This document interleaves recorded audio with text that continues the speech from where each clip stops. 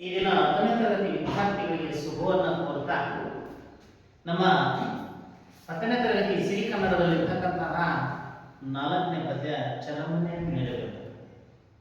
ಅದಕ್ಕಿಂತ ಮೊದಲು ಒಂದು ಸಣ್ಣ ಪರಿಕಲ್ಪನೆಯನ್ನು ನಾವು ತಿಳ್ಕೊಂಡು ಹೋಗೋಣ.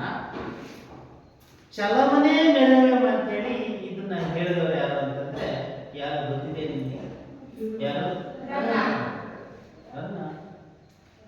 ಬರೆದವರು ನನ್ನ ಕವಿ.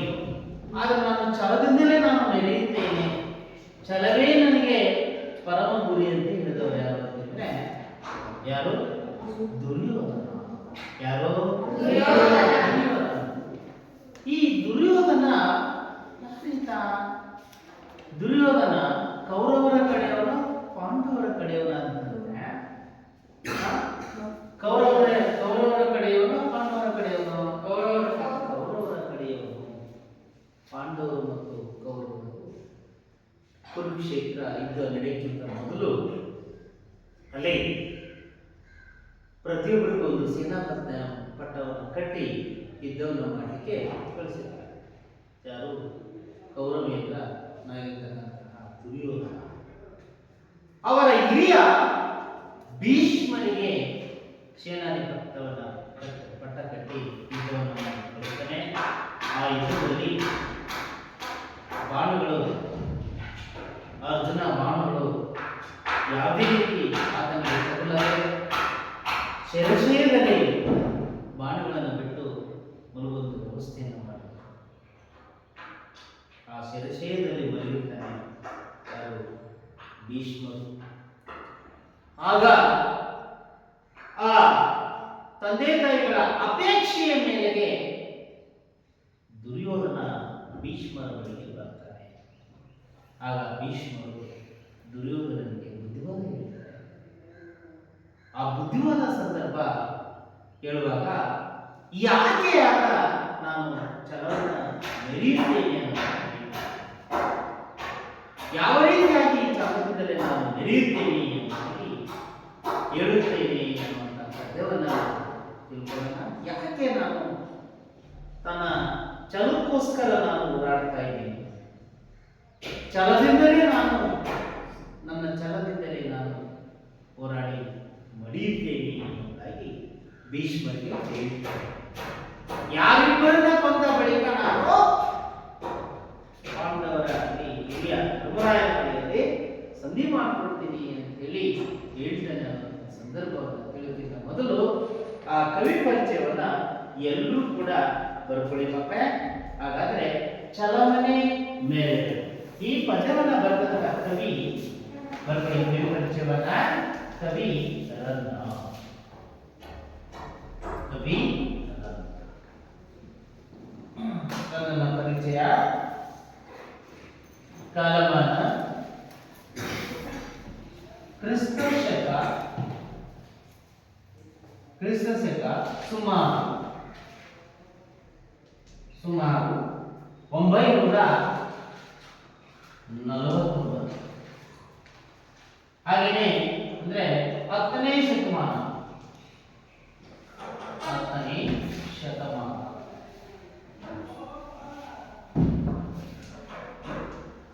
10ನೇ ಶತಮಾನ ಜನ್ಮಸ್ಥಳ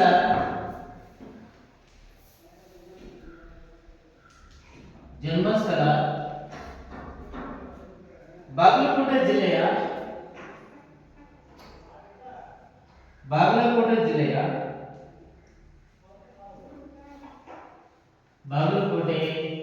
ಜಿಲ್ಲೆಯ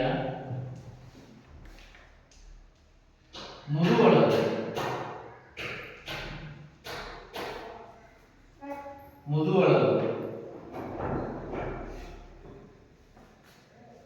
ಈಗಿನ ಮುಧೋಳ್, ಈಗ ಅದನ್ನ ಮುಧೋಳ್ ಅಂತ ಕರೀತಾರೆ. ಮುಧೋಳ್ ಅಂತೇಳಿ ಈತನ ಪೋಷಕರು ಅಂದ್ರೆ ರನ್ನನ ಪೋಷಕರು ತಂದೆ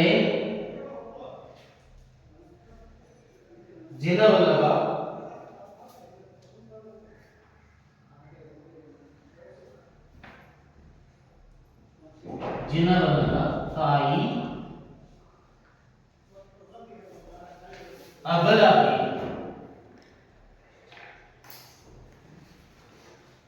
ಅಬಲಾಪಿ ಹಾಗೆಯೇ ಈತನಿಗೆ ಆಶ್ರಯವನ್ನು ನೀಡಿದಂತ ರಾಜ ಆಶ್ರಯದಾತ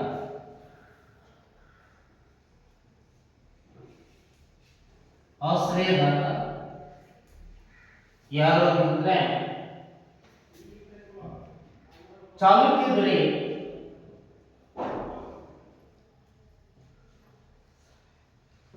ಚಾಲುಕ್ಯದ ದೊರೆಯಾದ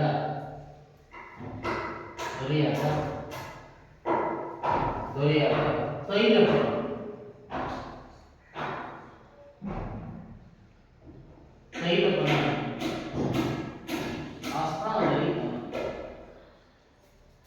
ಆಸ್ಥಾನದಲ್ಲಿ ಇದ್ದನು. ಹಾಗೆಯೇ ಆಸ್ಥಾನದಲ್ಲಿದ್ದನು. ಅದೇ ರೀತಿ ಈತ ನನ್ನನ್ನು ಬರೆದಂತ ಶ್ರೇಷ್ಠ ಕೃತಿಗಳು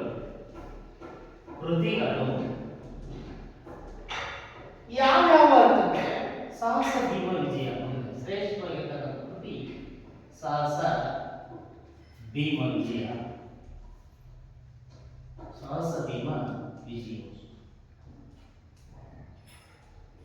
ಸಾಹಸ ಭೀಮ ವಿಜಯ ಅನ್ನುವಂಥದ್ದಕ್ಕೆ ಇನ್ನೊಂದು ಹೆಸರು ಗದಾಯುದ್ಧ. ಎಲ್ಲ ಬರ್ಪಣೆಯಿಂದ ಅದೇ ರೀತಿ ಇನ್ನೊಂದು ಕೃತಿ ಅಜಿತ ತೀರ್ಥಂಕರ ಪ್ರಾಣ ತಿಲಕಂ. ಅಜಿತ ತೀರ್ಥಂಕರ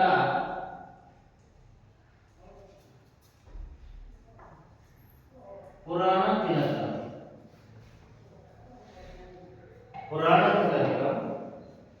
ಪರಶುರಾಮನ ಚರಿತೆ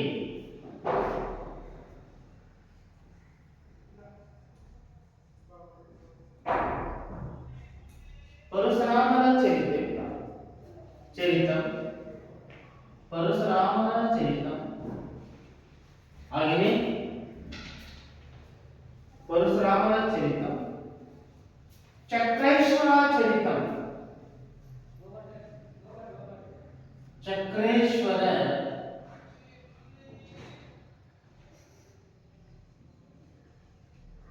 ಚಕ್ರೇಶ್ವರ ಚರಿತಂ ಅಂತೇಳಿ ಹೀಗೆ ಈ ರೀತಿ ಕಾವ್ಯಗಳನ್ನು ಕಾವ್ಯ ಕೃತಿಗಳನ್ನು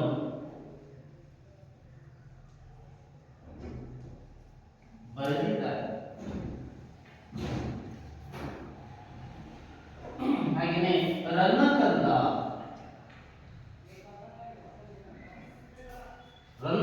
ಎಂಬ ನಿಘಂಟುವನ್ನು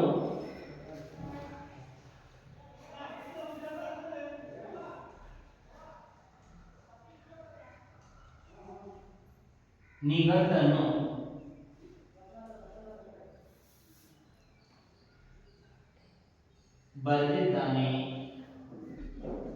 ಎಂದು ತಿಳಿದು ಬಂದಿದೆ.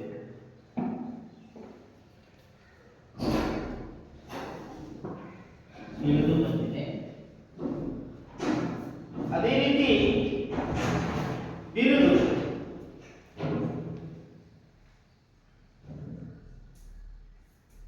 ನನ್ನನಿಗಿದ್ದಂತಹ ಬಿರುದು ನೋಡಿ ಯಾವುದು ಅಂತಂದ್ರೆ ಕವಿ ಚಕ್ರವರ್ತಿ.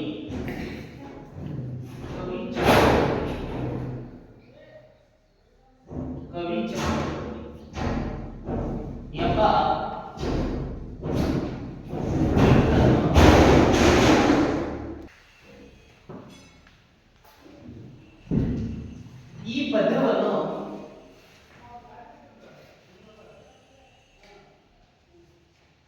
ಈ ಪದ್ಯವನ್ನು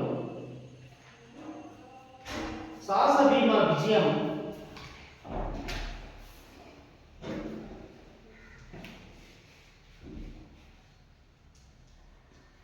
ಎಂಬ ಕೃತಿಯಿಂದ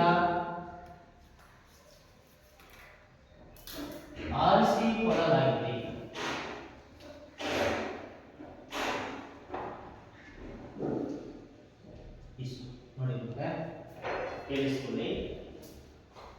ಹಾಗೆಯೇ ನೋಡಿ, ಪ್ರಸ್ತುತ ಚಲಮನೆ ಮೆರವಂ ಅನ್ನುವಂತ ಪದ್ಯವನ್ನ ಬರೆದಂತ ಕವಿ ಯಾರು ಅಂತಂದ್ರೆ ಯಾರು? ಗೊತ್ತಾಯ್ತಾ ಮಕ್ಕಳೇ? ಹಾಗಾದ್ರೆ ರನ್ನನ ಪರಿಚಯವನ್ನು ನಾವು ತಿಳ್ಕೊಳ್ಳೋಣ. ಹಾಗಾದ್ರೆ ರನ್ನ ಹೇಗಿದ್ದಾರೆ ಅಂತಂದ್ರೆ ನೋಡಿ, ಅವ್ರ ಭಾವಚಿತ್ರ ನಿಮ್ಮ ಪುಸ್ತಕದಲ್ಲಿ ಕೊಟ್ಟಿದ್ದಾರೆ. ಗೊತ್ತಾಯ್ತಾ? ರನ್ನ ಮಹಾಕವಿ ಹೇಗೆ ಹಿಂದೆ ಇದ್ದ ಅನ್ನೋದು ಕೂಡ ಕೊಟ್ಟಿದ್ದಾರೆ. ಕೊಟ್ಟಿಲ್ವಾ? ಸರಿ, ಆಯ್ತು. ನೋಡಿ, ಈ ಕಡೆ ಗಮನ ಕೊಡಿ. ರನ್ನನ ಕಾಲಮಾನ, ಬಾಳಿ ಬದುಕಿದಂತಹ ಕಾಲಮಾನ ಕ್ರಿಸ್ತಶಕ ಸುಮಾರು 949, ಅಂದ್ರೆ 10ನೇ ಶತಮಾನ. ಎಷ್ಟನೇ ಶತಮಾನ? 10ನೇ ಶತಮಾನ. ಹಾಗೆಯೇ ಈ ರನ್ನ ಮಹಾಕವಿ ಜನಿಸಿದಂತಹ ಜನ್ಮಸ್ಥಳ ಬಾಗಲಕೋಟೆ ಜಿಲ್ಲೆಯ ಮುಧೋಳಲು. ಹಿಂದೆ ಮುಧೋಳಲು, ಈಗ ಮುಧೋಳ್ ಅಂತೇಳಿ ಕರೀತಾರೆ. ಬಾಗಲಕೋಟೆ ಜಿಲ್ಲೆಯ ಮುಧೋಳಲು ಅಂದ್ರೆ ಈಗಿನ ಮುಧೋಳ ಅಂತೇಳಿ.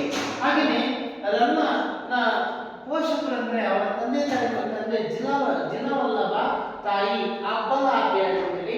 ಹಾಗೆಯೇ ಈ ರನ್ನನು ಯಾವ ಅರಸನ ಕಾಲದಲ್ಲಿ ಆಶ್ರಯ ಪಡ್ಕೊಂಡು ಒಬ್ಬ ಪ್ರಸಿದ್ಧ ಕವಿಯಾದ ಅಂತಂದ್ರೆ ನೋಡಿ, ರನ್ನನ ಚಾಲುಕ್ಯರ ದೊರೆಯಾದ ತೈಲಪ್ಪನ ಆಸ್ಥಾನದಲ್ಲಿ ಆಶ್ರಯವನ್ನು ಪಡ್ಕೊಂಡು ಬಹಳ ಪ್ರಸಿದ್ಧ ಪಡೆದ ಅರಸನ ಅಂದ್ರೆ ಕವಿಯಾಗಿ ಕೊನೆಗೆ ಅಲ್ಲಿ ಅವರಿಂದ ಆತ ಒಂದು ಬಿರುದನ್ನು ಪಡ್ಕೊಳ್ತಾನೆ. ಅದೇ ಕವಿ ಚಕ್ರವರ್ತಿ ಅಂತ, ಕವಿ ಚಕ್ರವರ್ತಿ ಅಂತ ಬಿರುದನ್ನ ಪಡ್ಕೊಳ್ತಾನೆ. ಹಾಗೆಯೇ ಈ ರನ್ನ ಮಹಾಕವಿ ಬರೆದಂತ ಕೃತಿಗಳು ಯಾವುದು ಅಂತಂದ್ರೆ ಸಾಹಸ ಭೀಮ ವಿಜಯಂ. ಈ ಸಾಹಸ ಭೀಮ ವಿಜಯಂ ಅನ್ನೋದಕ್ಕೆ ಈ ಒಂದು ಕಾವ್ಯ ಕೃತಿಗೆ ಇರುವಂತಹ ಒಂದು ಶ್ರೇಷ್ಠ ಮತ್ತೊಂದು ಹೆಸರು ಯಾವುದು ಅಂತಂದ್ರೆ ಗದಾಯುದ್ಧ. ಯಾವ್ದು? ಗದಾಯುದ್ಧ. ಹಾಗೆಯೇ ಮತ್ತೊಂದು ಬರೆದಂತ ಕೃತಿ ಅಜಿತ ತೀರ್ಥಂಕರ ಪುರಾಣ ತಿಲಕಂ, ಪರಶುರಾಮ ಚರಿತಂ, ಚಕ್ರೇಶ್ವರ ಚರಿತಂ. ಈ ರೀತಿ ಕಾವ್ಯ ಕೃತಿಗಳನ್ನ ಬರೆದಿದ್ದಾರೆ. ಅದೇ ರೀತಿ ರನ್ನಕಂಠ ಎಂಬ ನಿಘಂಟುವನ್ನು ಬರೆದಿದ್ದಾರೆ ಅನ್ನೋದು ಕೂಡ ತಿಳಿದು ಬರುತ್ತೆ. ಹಾಗೆಯೇ ರನ್ನ ಮಹಾಕವಿಗೆ ಇದ್ದಂತಹ ಬಿರುದು ಕವಿ ಚಕ್ರವರ್ತಿ ಅಂತ ಹೇಳಿ.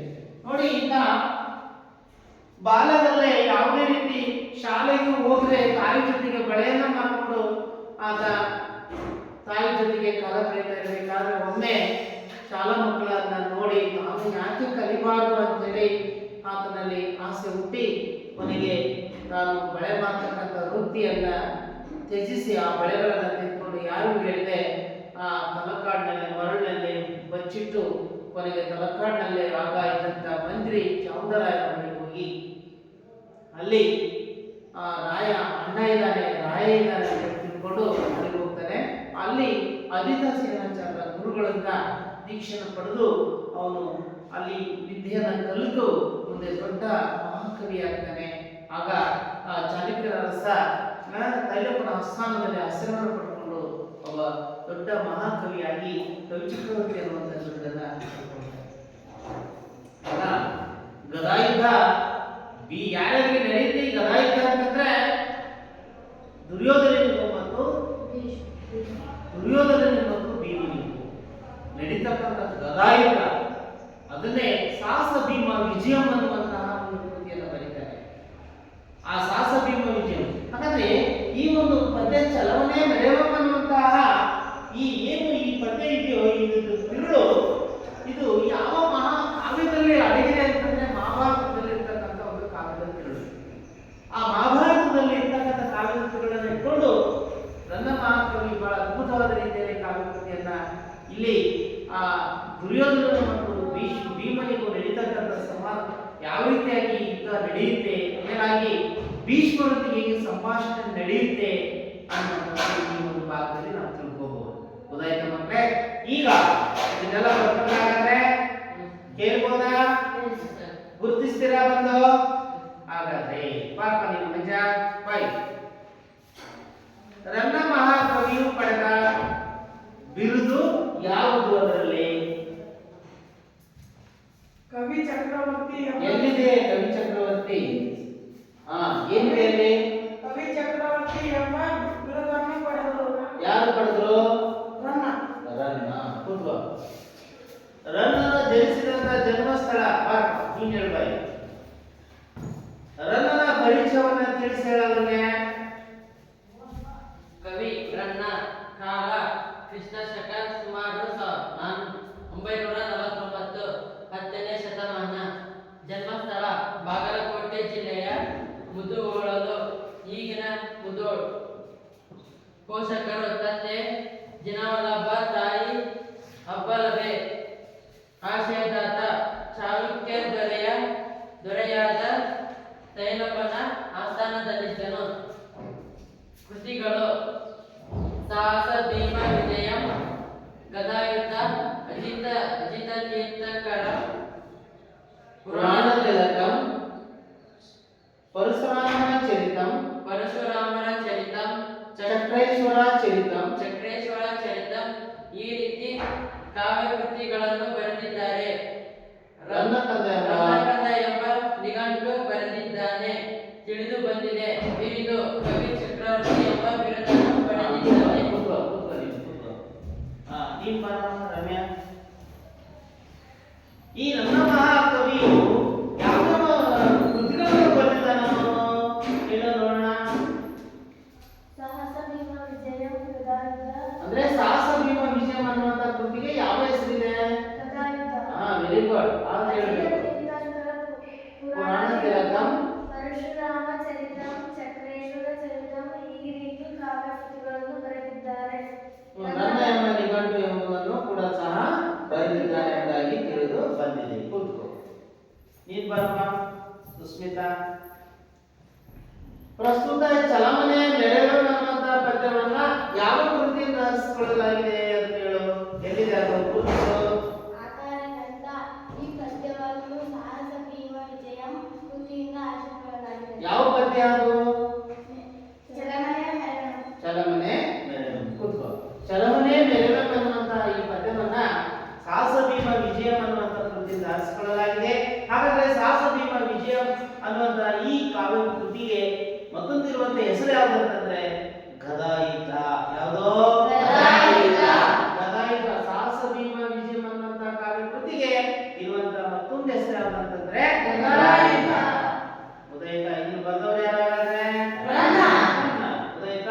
ಹಾಗಾದ್ರೆ ಇಲ್ಲಿ ಆಶೀರ್ವಾದದಲ್ಲಿ ಏನಿದೆ ಅನ್ನೋದನ್ನ ಗಮನಿಸೋಣ ಮಕ್ಕಳೇ. ದುರ್ಯೋಧನನ ತಂದೆ ತಾಯಿಯರ ಅಪೇಕ್ಷೆಯಂತೆ. ಹಾಗಾದ್ರೆ ದುರ್ಯೋಧನನು ಯಾರ ಅಪೇಕ್ಷೆಯಂತೆ? ಯಾರ ಅಪೇಕ್ಷೆಯಂತೆ?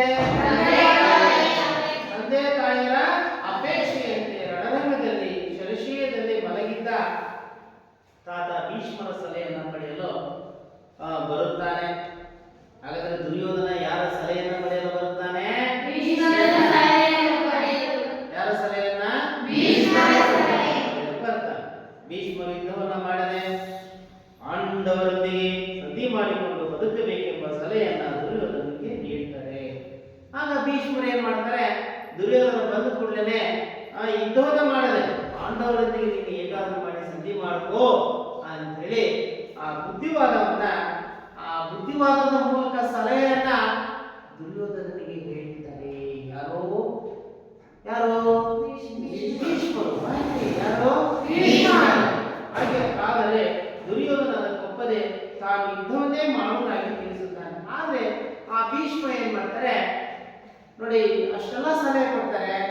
ಆದ್ರೆ ಭೀಷ್ಮ ಹೇಳಿದ ಮಾತಿಗೆ ದುರ್ಯೋಧನ ಏನ್ ಮಾಡ್ತಾನೆ? ತಿರಸ್ಕಾರ ಮಾಡ್ತಾನೆ. ಅಷ್ಟೆಲ್ಲ ಸಲಹೆ ಕೊಟ್ಟರು ಕೂಡ ಆದ್ರೆ ದುರ್ಯೋಧನ ಏನ್ ಮಾಡ್ತಾನೆ? ಸಂಪೂರ್ಣವಾಗಿ ತಿರಸ್ಕರಿಸ್ತಾನೆ. ಅದಕ್ಕೊಪ್ಪದೆ ನಾನು ಯುದ್ಧವನ್ನು ಮಾಡೇ ತೀರುತ್ತೇನೆ ಅಂತ ಹೇಳಿ ಹೇಳ್ತಾನೆ. ಆಗ ಈ ಸಂದರ್ಭದಲ್ಲಿ ಪ್ರಕಟಗೊಳ್ಳುವ ದುರ್ಯೋಧನನ ಛಲದ ಗುಣ ಅವನ ಸ್ವಭಾವಕ್ಕೆ ತಕ್ಕದಾಗಿ ಇಲ್ಲಿ ನಿರೂಪಿತವಾಗಿದೆ. ಹಾಗಾದ್ರೆ ದುರ್ಯೋಧನನ ಒಂದು ಛಲದ ಗುಣ ಯಾವ ರೀತಿಯಾಗಿ ಅವನಿಗೆ ತಕ್ಕುದಾಗಿದೆ? ಯಾರ ಛಲದ ಗುಣ?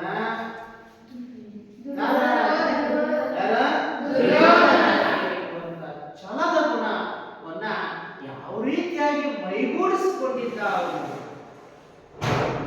ಕೆಲವರು ಹೇಳ್ತಾರೆ ನೋಡಿ, ಕೋಪ ಅನ್ನೋದು ಭೂಮಿ ಮೇಲೆ ಇಟ್ಕೊಂಡಿರಲೇ ಅಂತ ಹೇಳ್ತಾರೆ. ಕೋಪ ಅನ್ನೋದು ಭೂಮಿ ಮೇಲೆ ಇರ್ತದೆ ಇವನಿಗೆ. ಹಾಗೆ ಈ ಛಲ ಅನ್ನೋದು ಆ ದುರ್ಯೋಧನನಲ್ಲಿ ಇತ್ತು. ಅವನು ಯಾವ ರೀತಿಯಾಗಿ ಮೈಗೂಡಿಸಿಕೊಂಡಿದ್ದ ಅನ್ನುವಂಥದ್ದನ್ನ ಆ ಕವಿ ರನ್ನ ಬಹಳ ಅದ್ಭುತವಾದ ರೀತಿಯಲ್ಲಿ ಬರೆದಿದ್ದಾನೆ. ಹೇಗೆ ಬುದ್ಧಿವಾದ ಹೇಳ್ತಾನೆ ಅನ್ನೋದು ಈಗ ಪ್ರವೇಶಕ್ಕೆ ಬನ್ನಿ. ನೋಡಿ, ಚಲಂತಕವಲ್ಲ ಆಗಿರ್ತಕ್ಕಂಥ ದುರ್ಯೋಧನಿಗೆ ಸಂಬಂಧಪಟ್ಟ ಹಾಗೆ ಬರೆದಿರ್ತಕ್ಕಂಥ ಪದ್ಯ ಚಲಮನೆ. ಹೌದಾ? ಯಾವ ಪದ್ಯದ ಹೆಸರೇನು? ಪಂಪ ಕವಿಯ ನಂತರ ಕಾಣಬರುವ ಶಕ್ತಿ ಕವಿ ಅಂದರೆ ಯಾರಲ್ಲ? ಪಂಪ ಕವಿಯ ನಂತರ ಕಂಡು ಬರತಕ್ಕಂಥ ಶಕ್ತಿ ಕವಿ ಅಂದ್ರೆ ಯಾರು? ಈತನ ಸಾಹಸ ಭೀಮ ವಿಜಯಂ ಕಾವ್ಯವು ಸಿಂಹಾವಲೋಕನ ಕ್ರಮದಲ್ಲಿರುವ ಶ್ರೇಷ್ಠ ಕಾವ್ಯ. ಯುದ್ಧದ ಪರಿಣಾಮ ಯಾವಾಗಲೂ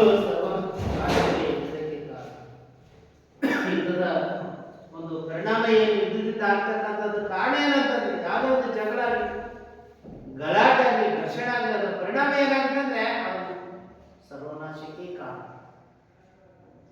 ಯುದ್ಧದಿಂದ ಆಗ್ತಕ್ಕಂಥ ಪರಿಣಾಮ ಇಲ್ಲ ಸರ್ವನಾಶ ಆಗಬೇಕು, ಇಲ್ಲ ಮೋಶ ಆಗಬೇಕು, ಇಲ್ಲ ನಾಶ. ಇದು ಯುದ್ಧದ ಒಂದು ಪರಿಣಾಮ ಅಂತ ಕೂಡ ಹೇಳ್ಬೋದು. ಹಾಗೆ ಆ ರೀತಿಯಾಗಿ ಒಂದು ಯುದ್ಧ ನಡೀಬೇಕಾದ್ರೆ ಅದು ಸರ್ವನಾಶಕ್ಕೆ ಕಾರಣ ಅನ್ನೋ ರೀತಿಯಾಗಿರುತ್ತೆ.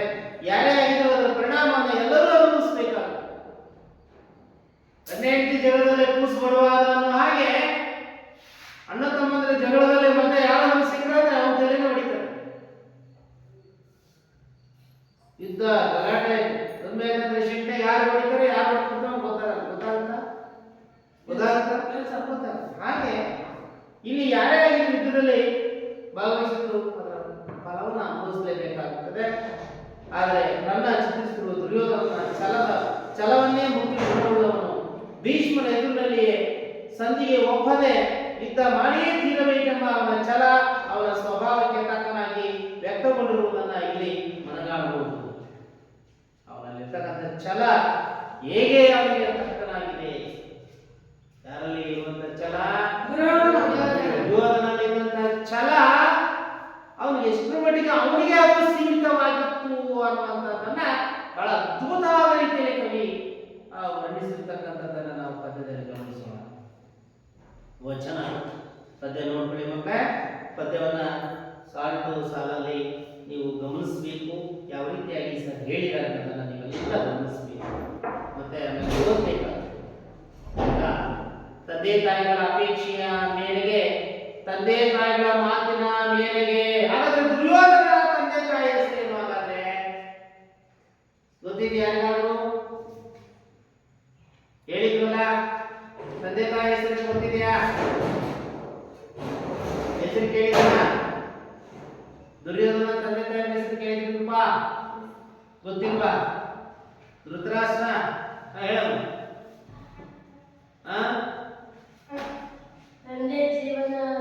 ಅಲ್ಲ, ಧೃತರಾಷ್ಟ್ರ ಮತ್ತು ಗಾಂಧಾರಿ ಹೇಳಿದ್ವಲ್ಲ ನಿಮಗೆ. ಧೃತರಾಷ್ಟ್ರ ಮತ್ತು ಗಾಂಧಾರಿ ಈ ತಂದೆ ತಾಯಿಗಳ ಅಪೇಕ್ಷೆಯ ಮೇರೆಗೆ ದುರ್ಯೋಧನ ಈಗಾಗಲೇ ವಯಸ್ಸಾಗಿರ್ತಕ್ಕಂಥ ತಮ್ಮ ಹಿರಿಯರಾಗಿರ್ತಕ್ಕಂತಹ ಭೀಷ್ಮರ ಬಳಿಗೆ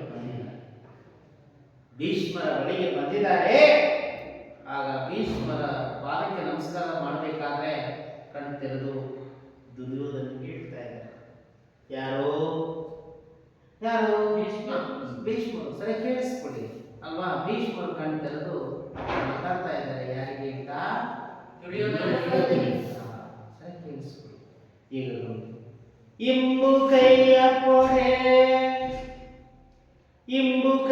ಪೊಡೆ ಪಾಂಡವರ ಮನಗೊಳಿಸಿ ಸಂಧಿಯ ಮಾಡಿ ಪೂರ್ವ ಕ್ರಮದೊಳ್ ನಡೆವಾಂತು ಮಾಡ್ತವು ಇನ್ನುವರೆಂದು ಇಂಬು ಕೈದವರ್ ನೀರುವರಲ್ಲ ನೀನ್ಯಮ್ಮ ತೇಳುಂ ಮೀರದೆ ನೆಗಲ್ಬೇಕು ಮನೆ ಸುಯೋಧನ ಉಳ್ಳಗೆ. ಆಗ ತಂದೆ ತಾಯಿಗಳ ಅಪೇಕ್ಷೆ ಮೇರೆಗೆ ಈ ಕಡೆ ದುರ್ಯೋಧನ ಬಂದಿದ್ದಾನೆ. ಶರಶಯ್ಯದಲ್ಲಿ ಮಲಗಿರ್ತಕ್ಕಂತಹ ಭೀಷ್ಮರು ದುರ್ಯೋಧನನ ನೋಡ್ತಾ ಇದ್ದಾರೆ. ಯಾವುದರಲ್ಲಿ ಮಲಗಿದ್ರು ಅವರು? ಭೀಷ್ಮರು ಮೇಲಿರುವಂತಹ ಶರಶಯ್ಯ ಭೀಷ್ಮರು ಯಾರನ್ನು ನೋಡಿ ಮಾತನ್ನ ಹೇಳ್ತಾರೆ? ದುರ್ಯೋಧನ. ನೋಡಿ ಮಾತನ್ನ ಹೇಳ್ತಾರೆ. ನೋಡಿ ಇಂಬು ಕೈಯ ಕೊಡೆ. ಇಂಬು ಕೈ ಅಂತಂದ್ರೆ ಒಪ್ಪಿಕೊಡು. ಈ ಪದ್ಯ ಯಾವ ವಾಚನದಲ್ಲಿದೆ ಅಂತಂದ್ರೆ ಗಮಕ ವಾಚನದಲ್ಲಿ ಇದೆ. ಹಾಗಾದ್ರೆ ಇಲ್ಲಿ ಆ ಭೀಷ್ಮರು ದುರ್ಯೋಧನಿಗೆ ಹೇಳ್ತಾರೆ, ನನ್ನ ಮಾತನ್ನ ನಂಬು, ಇಂಬು ಕೈಯ ಕೊಡೆ. ಇಂಬು ಕೈ ಅಂದ್ರೆ ಒಪ್ಪಿಕೋ. ಕಣ್ ತೆರೆದು ಭೀಷ್ಮರ ಯಾರನ್ನ ಮಾತನ್ನ ಕೇಳಿ ಯಾರಿಗೆ ಹೇಳ್ತಾರೆ? ನನ್ನ ಮಾತನ್ನ ಒಪ್ಪ ಅಂತೇಳಿ ಯಾರಿಗೆ? ಇಂಬು ಕೈಯ ಕೊಡೆ ಪಾಂಡವರನ್ನೊಡಂಬಡಿಸಿ. ಪಾಂಡವರೊಂದಿಗೆ ನಾನು ಒಪ್ಪಿಸ್ತೀನಿ, ಪಾಂಡವರೊಂದಿಗೆ ನಾನು ಮಾತಾಡ್ತೀನಿ, ಸಂಧಿಯ ಸಂಧಿ ಮಾಡ್ತೀನಿ. ಬೇಡ, ಇದನ್ನು ಮಾಡೋದು ಬೇಡ. ಯಾರು ಹೇಳ್ತಾರೆ ದುರ್ಯೋಧನಿಗೆ? ಭೀಷ್ಮ. ಭೀಷ್ಮ. ಯಾರು? ಭೀಷ್ಮರ. ಯಾರಿಗೆ ಹೇಳ್ತಾರೆ? ಯಾರೊಂದಿಗೆ ಸಂಧಿ ಮಾಡ್ಕೋ ಅಂತ ಹೇಳಿ? ಪಾಂಡವರೊಂದಿಗೆ ಒಪ್ಪಂದ ಮಾಡ್ಕೋ. ದುರ್ಯೋಧನ, ಪಾಂಡವರೊಂದಿಗೆ ಯುದ್ಧವನ್ನ ಮಾಡಬೇಡ, ಸಂಧಿಯನ್ನ ಮಾಡ್ಕೋ. ಬೇಡ, ಯುದ್ಧವನ್ನ ಮಾಡೋದು ಬೇಡ, ಸಾಕು, ಹೀಗೆ ನಿಲ್ಲಿಸು. ಸಂಧಿಯ ಮಾಡಿ ಪೂರ್ವ ಕ್ರಮದೋಳ್ ನಡೆವಾಂತು ಸಂಧಿಯನ್ನ ಮಾಡ್ಕೋ. ಪೂರ್ವ ಕ್ರಮದೋಳ್ ಮೊದಲು ಹೇಗಿದ್ರಿ ನೀವು? ಯಾವ ರೀತಿಯಾಗಿ ಅಣ್ಣ ತಮ್ಮಂದಿರಾಗಿದ್ರಿ ಹಾಗೆ ನಾನು ಮಾಡುವೆ ಪೂರ್ವ ಕ್ರಮದೋಳ್. ನೋಡಿ, ಇವತ್ತು ಎಷ್ಟೋ ಮಕ್ಕಳು ಹುಡ್ತಾ ಅಣ್ಣ ತಮ್ಮಂದಿರಾಗಿ ಬೆಳೀತವೆ. ಬೆಳೀತಾ ದಾಯಾದಿಗಳಾಗಿ ಬೆಳೀತವೆ. ಹುಡ್ತಾ ಅಣ್ಣ ತಮ್ಮ ಬೆಳೀತಾ ದಾಯಾದಿಗಳು. ನೋಡ್ತೀರಾ ನೀವು ನಿಮ್ಮ ಮನೆಗಳಲ್ಲಿ ಅಣ್ಣ ತಮ್ಮಂದ್ರೆ ಹೇಗಿರ್ತಾರೆ ಅಂದ್ರೆ ಬಹಳ ಚೆನ್ನಾಗೇ ಇರ್ತಾರೆ. ಬೆಳೀತಾ ಆಮೇಲೆ ಅವರಲ್ಲಿ ಶತ್ರುತ್ವ ಅನ್ನೋದು ಬೆಳೀತಾ ಹೋಗುತ್ತೆ. ಅವನು ಬೇರೆ ನಾನು ಬೇರೆ ಅನ್ನೋ ರೀತಿಯಲ್ಲಿ ಮಾತಾಡ್ತಾರೆ.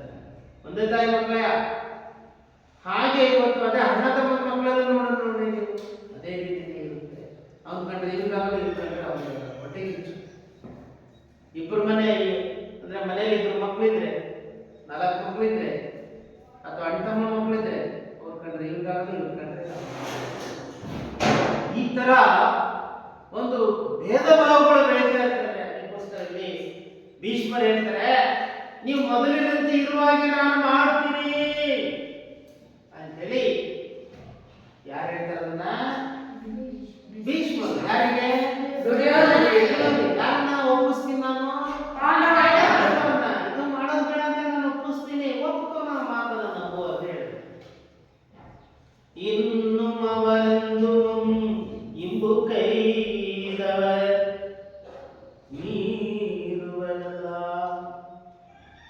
ಇನ್ನೊಬ್ರು ಯಾರು ಕೂಡ ನನ್ನ ಮಾತನ್ನ ಮೀರೋದಿಲ್ಲ, ನನ್ನ ಮಾತನ್ನ ಕೇಳ್ತಾರೆ, ಮೀರುವರಲ್ಲ. ನೀನು ಯಮ ಕೇಳು, ನೀನು ಕೂಡ ನನ್ನ ಮಾತನ್ನ ಕೇಳು, ಮೀರದೆ ನೆಗಲ್ಬೇಕು.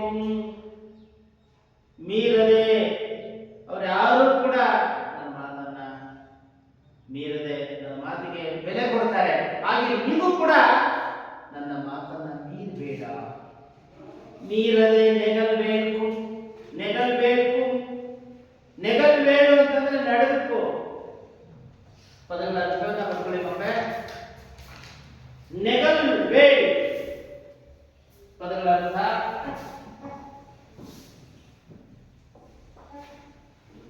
ಪದಗಳ ಅರ್ಥವನ್ನ ಬರ್ಕೊಳ್ಳಿ ಮಕ್ಕಳೇ. ನೆಗಲ್ಬೇಕು,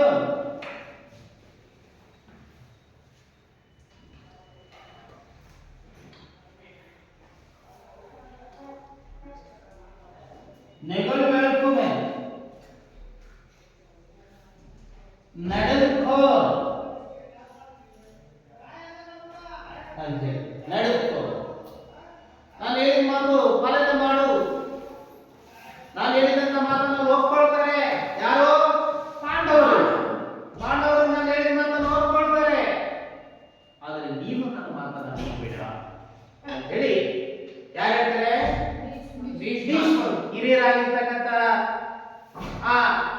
ಕೌರವರ ಹಿರಿಯರಾಗಿರ್ತಕ್ಕಂತಹ ಭೀಷ್ಮ. ಆ ಮಾತನ್ನ ಯಾರಿಗೆ ಹೇಳ್ತಾರೆ? ದುರ್ಯೋಧನನಿಗೆ ಹೇಳ್ತಾರೆ. ಸಂಧಿ ಮಾಡ್ಕೋ, ಇದನ್ನು ಮಾಡೋದು ಬೇಡ ಅಂತೀವಿ. ಭೀಷ್ಮರು ಯಾರಿಗೆ ಹೇಳ್ತಾರೆ? ಆಗ ಸುಯೋಧನ ಮುಗುಳ್ನಗೆ ಬಂತು. ಸುಯೋಧನ ಅಂತಂದ್ರೆ ಯಾರು ಅಂತಂದ್ರೆ ದುರ್ಯೋಧನ. ಸುಯೋಧನ ದುರ್ಯೋಧನ. ಸುಯೋಧನ ಸುಯೋಧನ ಅಂತಂದ್ರೆ ದುರ್ಯೋಧನ. ಆಗ ನಗು ಬಂತು. ಆತನ ಮಾತನ್ನ ಕೇಳಿ ಯಾರಿಗೆ ನಗು ಬಂತು? ಯಾರಿಗೆ ನಗು ಬಂತು ಹೇಳಿ? ಯಾರಿಗೆ? ನಗು ಬಂತು. ಯಾರಿಗೆ? ನಗು ಬಂತು. ತನ್ನ ತಾತ ಬುದ್ಧಿವಾದಿ ಹೇಳಿದ ಮಾತು ಕೇಳಿಲ್ಲ. ಆ ದುರ್ಯೋಧನ ನಗು ಬಂತು ಸುಯೋಧನಿಗೆ. ನೋಡಿ ಮುಗುಳ್ನಗೆ ನಕ್ಕು ನಕ್ಕ. ಆಗ ದುರ್ಯೋಧನ ಹೇಳ್ತಾನೆ ಭೀಷ್ಮನ ಕುರಿತು, ನಿಮಗೆ ಪಡಮಟ್ಟು ಕೋಪಿ, ನಿಮಗೆ ಪಡಮಟ್ಟು ಕೋಪಿ, ಸಮಕಟ್ಟಿಂಬಂದನಾಯಿತರುಳು, ನಿಮಗೆ ಪಡಮಟ್ಟು ಕೋಪಿ ಸಮಕಟ್ಟಿಂಬಂದನಾಯಿತರುಳು, ಸಂಧಿಯನು ಸಮಕಳಿಸಲೆಂದು ಬಂದೆನೆ, ಸಮರಗಳ ಜನಗಜ ಪೇಳ್ಮಾವುದು ಕಜ್ಜಂ, ನಿಮಗೆ ಕೊಡಮಟ್ಟು. ಗಮಕ ಒಂದು ವಾಚನದಲ್ಲಿರುವಂತಹ ಪದ್ಯ ಇದೆ. ಗಮಕ ವಾಚನ ಮಡಿಕೆ ಕನ್ನಡ ವಾಚಕರಲ್ಲ, ಆ ಒಂದು ವಾಚನದಲ್ಲಿರ್ತಕ್ಕಂಥದ್ದು. ಆಗ ದುರ್ಯೋಧನ ನಕ್ಕು ಹೇಳ್ತಾನೆ, ಯಾಜ ನಿಮಗೆ ಕೊಡಮಟ್ಟು ಕೋಪಿ, ಸಮಕಟ್ಟಿಂಬಂದನಾಯಿತರುಳು, ಸಂಧಿಯನಂ ಸಮಗೊಳಿಸಲೆಂದು ಬಂದೆನೆ, ಸಮಗೊಳಿಸಲೆಂದು ಬಂದೆನೆ, ಸಮರದೊಳಗಿನ ಗಜ್ಜ ಪೇಳ್ಮಾವುದು ಕಜ್ಜಂ. ಅಯ್ಯ ತಾತ, ನಾನು ಬಂದಿರೋದು ನಿಮಗೆ ನಮಸ್ಕಾರ ಮಾಡಲು ಬಂದಿದ್ದೇನಷ್ಟೇ. ನಿಮಗೆ ಪೊಡಮಟ್ಟು ಅಂತಂದ್ರೆ ನಮಸ್ಕಾರ. ಪೊಡಮಟ್ಟು ಅಂದ್ರೆ ನಮಸ್ಕಾರ. ಬರ್ಕೊಳ್ಳಿ, ಪದಗಳ ಬರ್ಕೊಳ್ಳಿ. ಪೊಡಮಟ್ಟು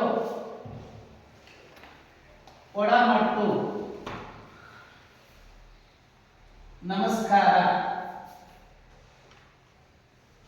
ನೋಡಿ, ನಿಮಗೆ ನಮಸ್ಕಾರ ಮಾಡಲು ಬಂದಿದ್ದೇನೆ ಅಂತೇಳಿ ಯಾರು ಹೇಳ್ತಾರೆ?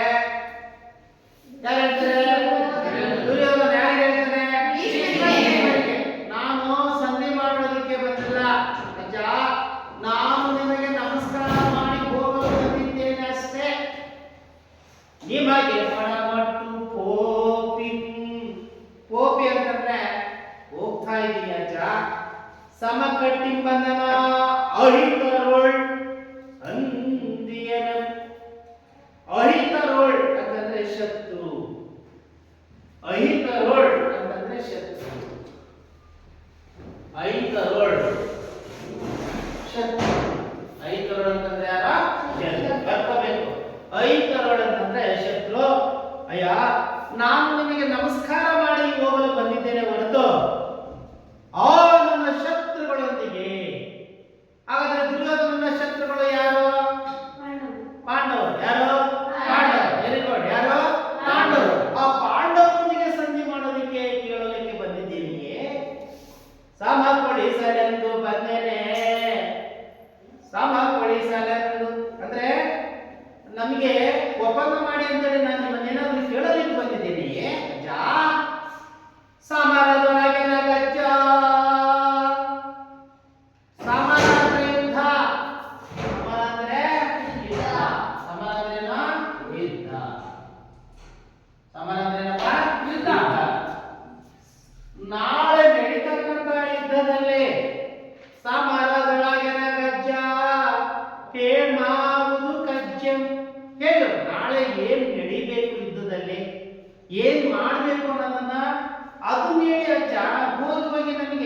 ಆ ಶತ್ರುಗಳೊಂದಿಗೆ ಒಪ್ಪಂದ ಮಾಡಿ ಅಂತ ನಾನು ಕೇಳಲಿಕ್ಕೆ ಬಂದಿಲ್ಲ.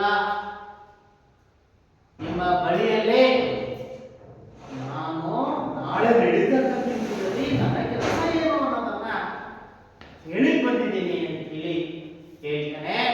ಹಾಗೆಯೇ ಅದೇ ರೀತಿ ಈಗ ನಿಮಗೆ ಈ ಪದ ಪ್ಯಾರ ಅರ್ಥ ಆಗಿದೆ ಅಲ್ವಾ ಮಕ್ಕಳೇ? ಅರ್ಥ ಆಗಿದೆ ಅಲ್ವಾ? ಹಾಗಾದ್ರೆ ಭೀಷ್ಮರಲ್ಲಿ ನಾನು ನಿಮಗೆ ಕೆಲವು ಪ್ರಶ್ನೆ ಕೇಳ್ತೀನಿ. ಈಗ ಭೀಷ್ಮರಲ್ಲಿ ನಾನು ಛಲದಿಂದಲೇ ನಾನು ಮಡಿಯುತ್ತೇನೆ ಅಂತೇಳಿ, ಛಲಕ್ಕಾಗಿ ನಾನು ಹೋರಾಡ್ತೇನೆ ಅಂತೇಳಿ ಹೇಳಿದವರು ಯಾರು? ಯಾರು? ನಾನು ನಿಮಗೆ ನಮಸ್ಕಾರ ಮಾಡಿ ಹೋಗಲು ಬಂದಿದ್ದೇನೆ ಅಷ್ಟೇ, ಆದ್ರೆ ಆ ಶತ್ರುಗಳೊಂದಿಗೆ ನನಗೆ ಒಪ್ಪಂದ ಮಾಡಿ ಅಂತ ನಾನು ಕೇಳ್ತಾ ಇಲ್ಲ ಅಂತೇಳಿ ಹೇಳಿದವರು ಯಾರು? ದುರ್ಯೋಧನ. ಹಾಗಾದ್ರೆ ಛಲಂದಕ ಮಲ ಎಂದರೆ ಯಾರು? ಛಲದಿಂದಲೇ ನಾನು ಮೆರೆಯುತ್ತೇನೆ ಅಂತ ಹೇಳಿದವರು ಯಾರು? ದುರ್ಯೋಧನ. ಹಾಗಾದ್ರೆ ಛಲಮನೆ ಮೆರೆಯವನು ಅಂತ ಪದ ಬರೆದವರು ಯಾರು? ಕಣ್ಣನಿಗಿದ್ದಂತ ಬಿರುದು ಯಾವುದು? ಗೊತ್ತಾಯ್ತಾ? ಏನಪ್ಪ? ಯಾರು? ಗೊತ್ತಾಯ್ತಾ? ಹಾಗೇನೆ ಕವಿ ಪರಿಚಯ ಓದಪ್ಪ. ನೀನು ನಿತ್ಯದ ಕವಿ ಪರಿಚಯ ಓದು. ಕವಿ ರನ್ನ ಕಾಲ ಕ್ರಿಸ್ತ ಶಕ ಸುಮಾರು 949 10ನೇ ಶತಮಾನ. ಜನ್ಮಸ್ಥಳ ಬಾಗಲಕೋಟೆ ಜಿಲ್ಲೆಯ ಮುದುಗೋಳ. ಈ ನೀನ್ ಹೇಳ. ಅವ್ರ ತಂದೆ ತಾಯಿ ಹೆಸರೇನ? ತಂದೆ ಹೆಸರು ಜಿನವಲ್ಲಪ್ಪ, ತಾಯಿ ಅಪ್ಪಲಬೈ. ಅಪ್ಪಲಪ್ಪೆ. ಮೊದಲಿಂದ ಕುಕ್ಕ. ನೀನ್ ಹೇಳಮ್ಮ. ಈ ರನ್ನನು ಯಾರ ಆಶ್ರಯವನ್ನು ಪಡ್ಕೊಂಡಿದ್ದ? ಚಾಲುಕ್ಯ ಕೈಗಾರಿಕೆಗಳ ಆಸ್ಥಾನದಲ್ಲಿದ್ದನು. ಕೃತಿಗಳು ಸಾಹಸ ಭೀಮ ವಿಜಯ ಗದಾಯುದ್ಧ ಅಜಿತ ತೀರ್ಥಂಕರ ಪುರಾಣ ಪರಶುರಾಮ ಚರಿತ್ರೆ ಚಕ್ರೇಶ್ವರ ಚರಿತಂ ಹೀಗೆ ಕಾವ್ಯ ಕೃತಿಗಳನ್ನು ಬರೆದಿದ್ದಾರೆ. ಬರ್ಕೊಳ್ಳಿ, ಮನೆಗೆ ಪ್ರಶ್ನೆ ಬರ್ಕೊಳ್ಳಿ. ಪ್ರಶ್ನೆ ಬರ್ಕೊಳ್ಳಿ. ಒಂದೇದ ಚಲಮನೆ ಮೆರವೆ ಅನ್ನುವಂತ ಈ ಪದವನ್ನು ಬರೆದ. ಚಲಮನೆ ಮೆರವೆ ಈ ಪದ್ಯವನ್ನು ಬರೆದ. ಈ ಪದ್ಯವನ್ನು ಬರೆದ ಕವಿ ಪರಿಚಯವನ್ನು ವಾಕ್ಯದ ರೂಪದಲ್ಲಿ ಬರೆಯಿರಿ. ಕವಿ ಪರಿಚಯವನ್ನು ವಾಕ್ಯದ ರೂಪದಲ್ಲಿ ಬರೆಯಿರಿ. ವಾಕ್ಯದ ರೂಪದಲ್ಲಿ ಬರೆಯಿರಿ. ನೆಕ್ಸ್ಟ್ ಪ್ರಶ್ನೆ. ನಿಮಗೆ ನಮಸ್ಕರಿಸಿ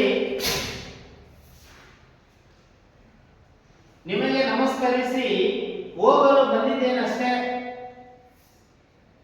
ನಿಮಗೆ ನಮಸ್ಕರಿಸಿ ಹೋಗಲು ಬಂದೇನಷ್ಟೇ ಎಂದು ದುರ್ಯೋಧನನು ಯಾರಿಗೆ ಹೇಳಿದನು? ಎಂದು ದುರ್ಯೋಧನನು ಯಾರಿಗೆ ಹೇಳಿದನು? ಯಾರಿಗೆ ಹೇಳಿದ? ಗೊತ್ತಾಯ್ತಾ? ಇಷ್ಟು ಓದ್ಕೊಂಡು ಬರ್ಕೊಂಡ್ ಬನ್ನಿ. ಎಲ್ರಿಗೂ ಅರ್ಥ ಆಗಿದೆ ಅಲ್ವಾ? Yes, thank you.